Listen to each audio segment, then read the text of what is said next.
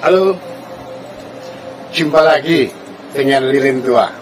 Ya, sudah agak lama kita nggak jumpa, dan perjumpaan kita kali ini atas tanggung jawab saya memenuhi permintaan beberapa follower saya, teman-teman Anda, tentang marine incinerator.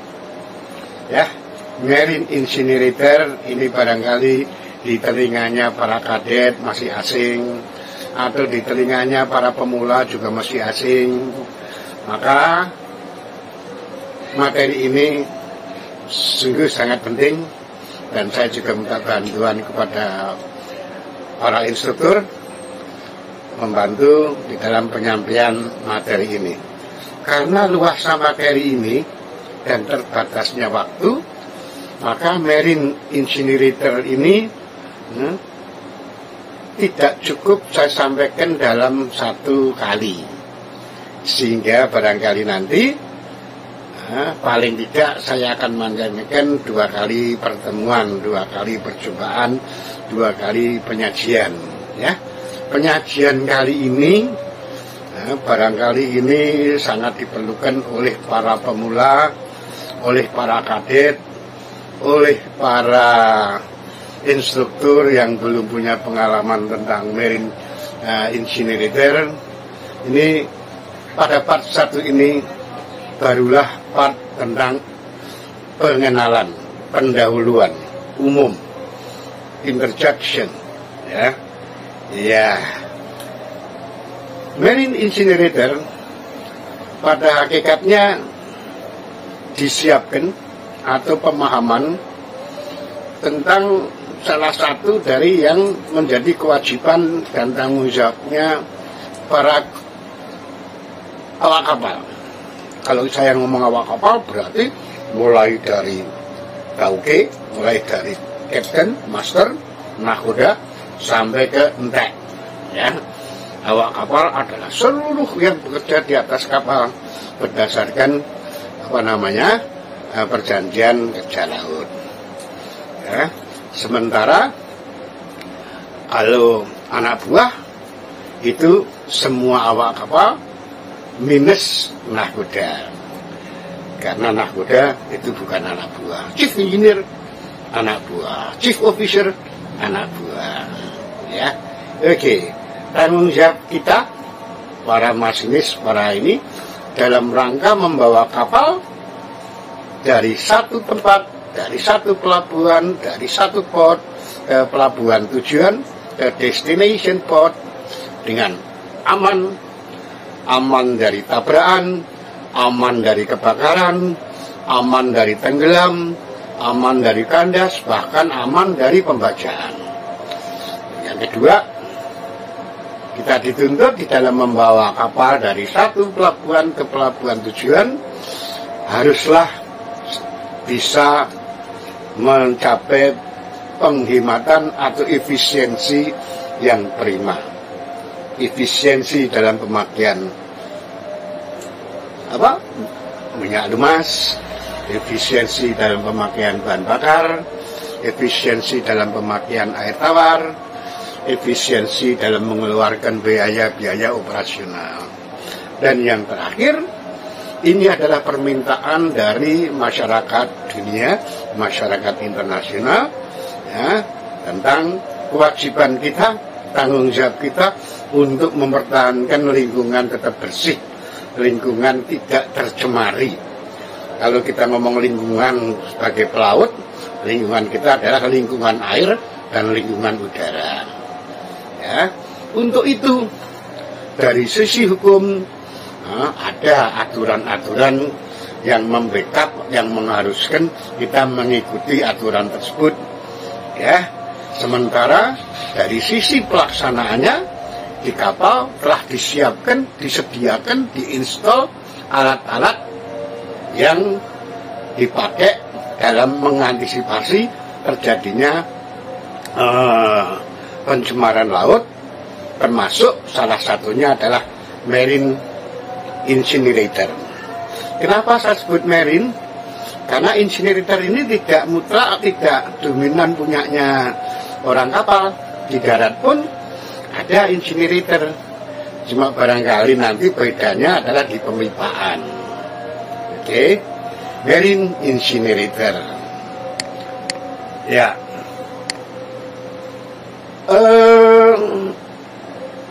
Incinerator di kapal. Incinerator on board ship. Incinerator, apa itu?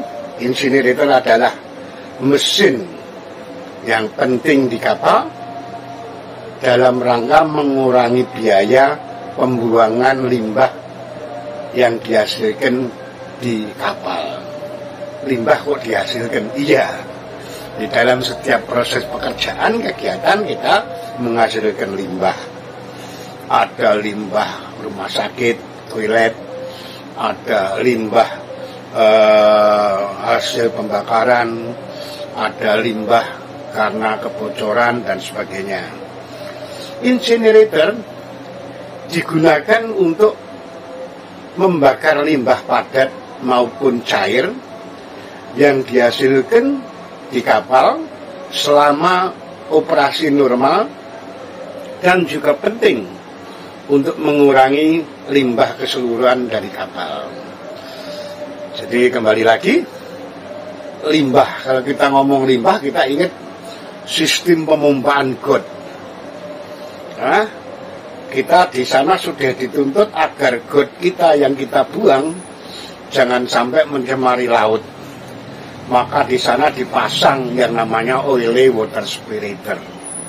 Ada manajemen tentang penanganan bilge, bilge management, ya.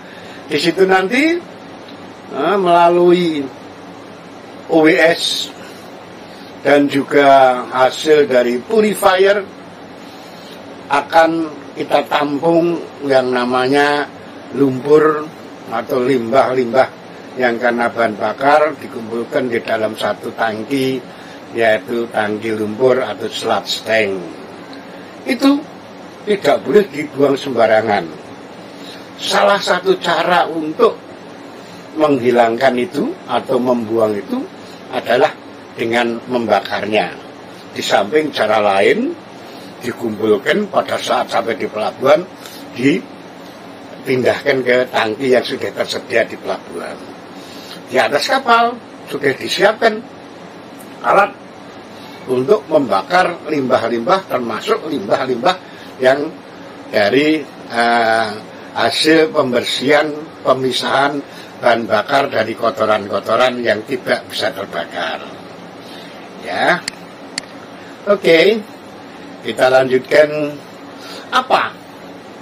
Sebetulnya kita sudah tahu dari omongan tadi, sebenarnya sudah bisa disimpulkan. Tapi untuk bisa lebih mantap lagi, alangkah baiknya kalau ini merupakan satu pertanyaan yang harus dijawab. Apa tujuan incinerator di atas kapal? Jadi ditekankan di sini di atas kapal, karena tidak hanya di kapal saja, di industri, di kantor-kantor yang ada mempunyai limbah bahan bakar juga ada incineratornya. Ya, untuk di kapal apa itu? Tujuan dari incinerator di atas kapal adalah untuk membuang limbah padat maupun cair ataupun yang lembab seperti lumpur yang dihasilkan di atas kapal sebagai pendekatan yang ramah lingkungan, di samping sekaligus kita mematuhi aturan IMO yang terbaru. Ya, sebagaimana tadi, di sisi hukumnya, di sisi peraturannya, tentang limbah ini sudah ada. Dan ini harus diikuti, harus ditepati, harus ditaati. Sementara dari alatnya, Anda sudah harus tahu, ini loh alatnya, ada berapa macam alat, ada berapa jenis alat, ditinjau dari apanya, nah, kemudian bagaimana cara bekerjanya, apa-apa yang harus diperhatikan pada saat mengoperasikan alat itu.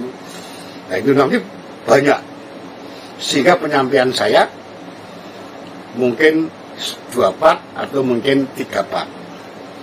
Untuk part pertama ini supaya Anda hanya mengenal dulu, tahu dulu apa itu incinerator, maka kita belum nyampe nantinya bagaimana cara bekerja secara detailnya, konstruksi secara detailnya. Barangkali ini nanti kita sekilas tahu incinerator ada di sistem penanggulangan pencegahan polusi, terutama polusi udara, ya, dan juga untuk pencegahan polusi laut. Oke, ya, mengapa incinerator ini penting di atas kapal, dan mengapa orang kapal harus tahu pentingnya ini? Karena incinerator adalah dapat mengurangi biaya pembuangan limbah untuk kapal. Ya, kalau Anda mengumpulkan limbah, kemudian menunggu sampai pelabuhan terdekat, kemudian memindahkan ke darat, ini akan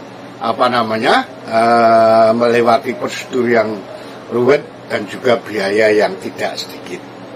Dengan dipasangnya incinerator ini, Anda sekaligus sudah langsung bisa mengatasi permasalahan-permasalahan yang timbul, dari mulai permasalahan pencemaran, permasalahan regulasi, dan permasalahan biaya. Ya, ini digunakan, jadi alat ini kembali dari tadi ya, alat ini saja untuk membakar limbah padat dan cair yang dihasilkan di kapal selama operasi normal, dan penting untuk mengurangi limbah secara keseluruhan. Jadi limbah itu kalau nanti Anda sudah ada di atas kapal, macam-macam, dari manusianya sendiri, dari limbah untuk rumah sakit, ya, seperti perban, seperti obat-obatan, semuanya itu mesti harus dibakar, ya. Iya. Selanjutnya ada beberapa macam incinerator. Ada incinerator yang lengkap, komplit, bisa dipakai untuk membakar limbah minyak maupun limbah padat. Ada juga incinerator yang hanya bisa dipakai khusus untuk limbah minyak saja. Jadi menurut Aneks 6 Marpol, konvensi IMO untuk pencegahan pencemaran udara dari kapal, pedoman mengenai penyimpanan bahan limbah dan pembuangan limbah di laut perlu diikat dan diikuti secara ketat, diikuti secara penuh. Di dalam aturan-aturan nanti ada berapa meter, berapa mil dari pantai dan sebagainya dan sebagainya. Nanti ada pelajaran atau ada penyajian khusus tentang aturan-aturan yang diberikan. Sementara kita adalah melaksanakan eksekusi dari aturan-aturan tersebut, kita ngadepin alatnya. Pembakaran berbagai bahan seperti limbah dapur, sisa makanan, limbah akomodasi, kemudian linen, karton, lumpur minyak, dari minyak pelumas, bahan bakar, dan minyak-minyak yang lain. Kemudian yang harus dibuang ke lambung kapal itu harus benar-benar sudah dipikirkan sedemikian rupa sehingga tidak menyebabkan terjadinya polusi, pencemaran, ya. Untuk itu semua, dalam hal kapal-kapal asing, insinerator yang dipasang di atas kapal pada atau setelah 1 Januari 2000, jadi berlakunya, harus memenuhi persyaratan spesifikasi standar untuk insinerator kapal. Jadi tidak sembarangan insinerator bisa dipakai di atas kapal. Harus ada persyaratan-persyaratannya, ya. Oke. Lanjut. Ada beberapa hal limbah atau bahan-bahan yang tidak boleh dibakar. Karena kalau dibakar akan menyebabkan sisa yang merusak kesehatan.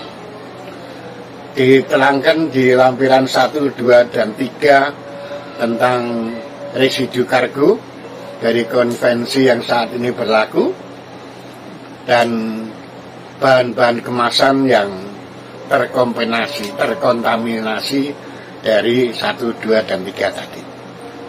Kemudian bahan-bahan PCB, bifenil poliklorinasi, ya, ini juga nggak boleh dibakar, karena kalau dibakar akan menyebabkan asapnya atau gasnya tidak baik.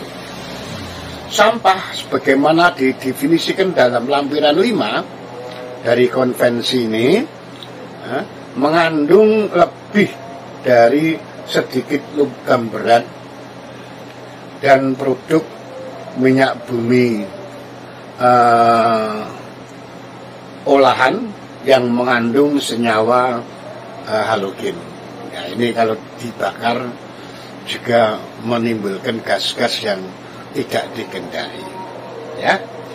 Selanjutnya, pembakaran lumpur limbah dan minyak lumpur yang dihasilkan selama operasi normal kapal juga dapat dilakukan untuk generator pembangkit tenaga listrik, baik yang utama maupun yang tambahan, additional, maupun untuk boiler. Tapi dalam kasus tersebut tidak boleh dilakukan dalam pelabuhan dan juga di muara.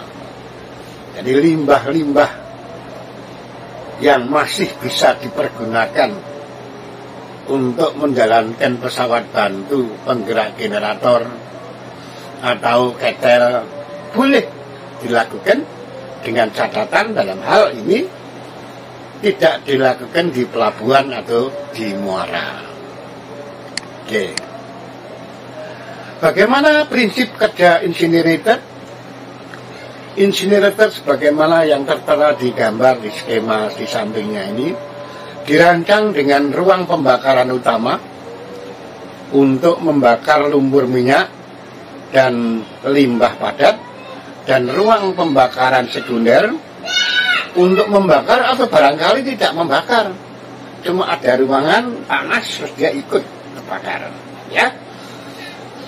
Ruang bakar primer dilengkapi dengan burner primer. Burner primer dalam hal ini dipakai nanti sebagai atomisator, ya. Ya. Jenis insinerator di atas kapal, sebetulnya jenis ada macam-macam, ditinjau dari mananya. Ditinjau dari pengabutannya atau arah pengapian. Arah pengapian ada 2, yaitu pengapian dari horizontal pembakar horizontal atau burnernya. Ini bukan pengabut ya, ini burner, pembakar, burnernya horizontal dengan pengaturan burner horizontal ke sumbu ruang pembakaran, jadi tepat di senternya ruang pembakaran. Yang kedua adalah tipe siklon vertikal. Dalam hal ini pengabutnya dari atas, bukan pengabut, pembakarnya, burnernya dari atas, sebagaimana terlihat di samping. Oke? Ya. Selanjutnya, sebagai penutup dari sajian pengenalan ini, barangkali ini baik untuk diketahui sekilas, walaupun nanti di part 2 atau part 3 kita akan ketemu secara detail cara kerja yang benar. Namun di dalam introduction ini tidak ada jeleknya, tidak ada salahnya. Saya ingin menyampaikan sedikit tentang bagaimana kira-kira kerja dari incinerator ini. Yang Anda lihat ini adalah incinerator dari jenis burnernya dari atas, vertical cyclone. Ya, nah, di situ nampak ada dua bagian ruang bakar primer dan ruang bakar sekunder. Di bagian ruang primer, Anda lihat ada lorong, ada ceruk tempat memasukkan kotoran atau limbah padat. Nah, filling door, filling doornya bisa dibuka masuk dari situ. Kemudian di ruang bakar pertama ini ada dua burner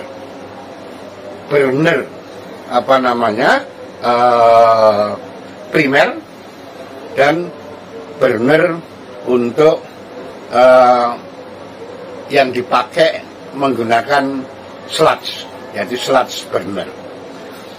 Fungsi yang sludge burner ini sebagai atomisasi, sementara yang burnernya sendiri, yang primary burner itu untuk membakar.